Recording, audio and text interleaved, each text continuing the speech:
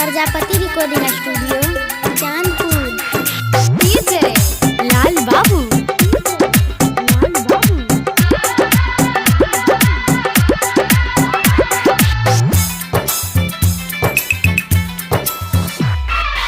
अभी आप सुन रहे हैं अल्टर सिंह प्रेमी राम।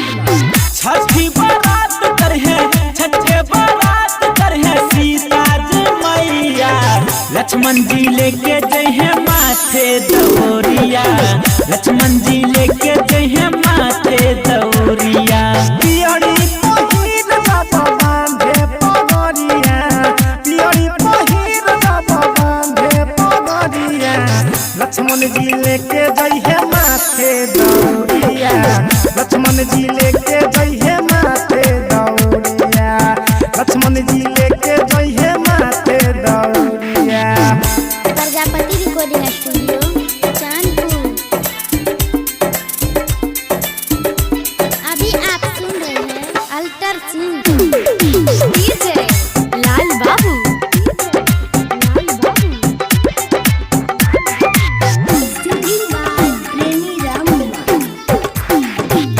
सबसे पावन व्रत छठी माई के, दूध के धार पर सूरज गोसाई के, दूध के धार पर सूरज गोसाई के।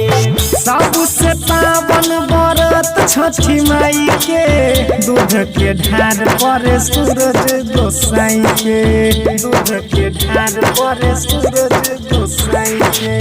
फल फूल से दौड़ा देना लागे बदरिया, फल फूल से दौड़ा देना लागे बदरिया, लक्ष्मण जी लेके आई है माथे दौरिया, लक्ष्मण जी लेके आई है माथे दौरिया, लक्ष्मण जी लेके आई है माथे दौरिया। Prajapati recording studio Chandpur. अभी आप सुन रहे हैं अल्टर सिंह। डीजे लाल बाबू।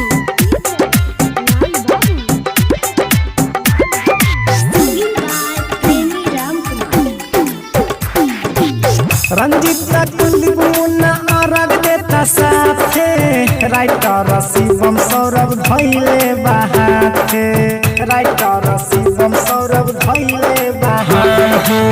रोशन मौसम बिट्टू अरग देता साथे, राइटर सोनू सिंह धैले बहाते, राइटर सोनू सिंह धैले बहाते।